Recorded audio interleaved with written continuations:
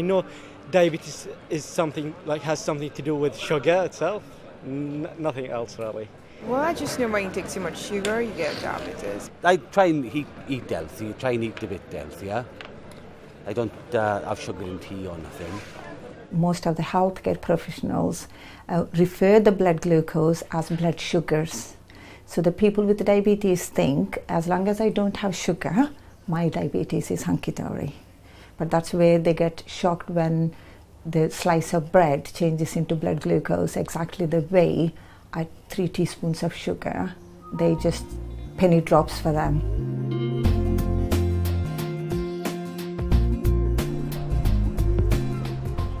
Carb counting sounds like some sort of dark art, but in actual fact it's a skill that lies at the heart of good diabetes management. Today, in Glencroyd Hospital, a group of patients have been invited to learn more about it. Would you come this way, please? Mine's not bad, it's took a few years. 16 years now I've been diagnosed. I'll say the first 4 or 5 years it was terrible, but the more you get used to it, the better it is and easier it is. If you can really get to grips with knowing how much carbohydrate there is in each morsel of food you eat, you can match your insulin much more effectively and start to avoid the highs and lows of getting it wrong. It can be a pain to start with, but you very quickly remember that a piece of your usual bread is 15 grams, your mum's Victoria sponge is 75 grams a slice. And as it becomes second nature, so life and your blood glucose will settle into a regular pattern. So we have 3 main food groups: fat, protein, and finally carbohydrates. So examples of fats: lard, butter, margarine. Any oils, whether it's olive oil, sunflower oil, they're fats. Next one, protein. Anything that moves is protein, yeah? And eggs. But if you're looking for vegetarian source of proteins or nuts, pulses like kidney beans, those kind of things. So what about carbohydrates? What are the carbohydrates? You probably already know that things like potato, pasta and bread are carbohydrates. It's surprising what had a lot of carbohydrate. Yams. Yams are very, very... I had a yam last night and I had to take a dose of 8 just for a yam. Milk, yoghurt and fruit contain naturally occurring sugars. They count as a carb too and need balancing with insulin to allow your body to use the blood glucose they generate inside you. These are all the carbohydrates now, guys. The key message you need to take home is whether you have starches or sugar, carbohydrates, you need your quick-acting insulin. If on a weekend I'm not having a glass of wine or something like that, I'll have a large glass of orange juice in the past. And when you get diabetes and they tell you, if that glass takes 10 oranges, would you eat 10 oranges? No. So why are you drinking 10 oranges worth of orange juice? Whether you've got diabetes or whether you're a normal person, you really shouldn't be whacking a pint of orange juice in your system. And that's something that I learned and I thought, oh yeah, that makes sense. In the early stages, many people are surprised when their breakfast sends their blood glucose levels soaring. James has had diabetes for less than a year.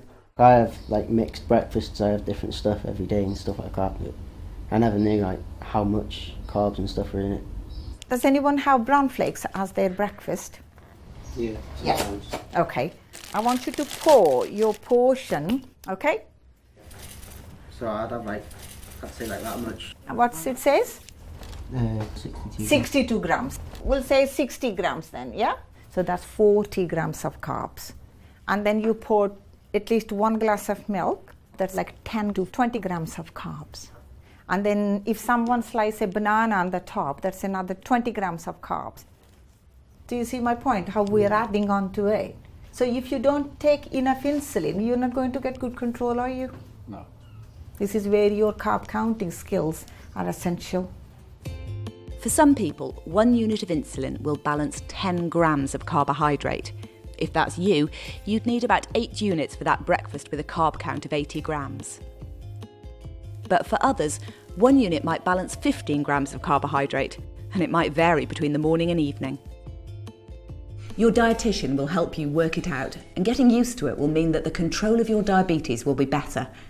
But no matter what your ratios are, all carbohydrates count, whether they're sweet or savoury. You would have these crisps because you think they're not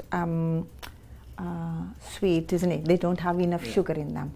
But these crisps would raise your blood glucose more than a single time out or a Freddo, isn't it? Yeah? If you have too much glucose in your body after eating, with time it'll damage the lining of the tiny blood vessels in your eyes, your kidneys, your feet, your liver. It's a good reason to count those carbs carefully. Get looking at labels.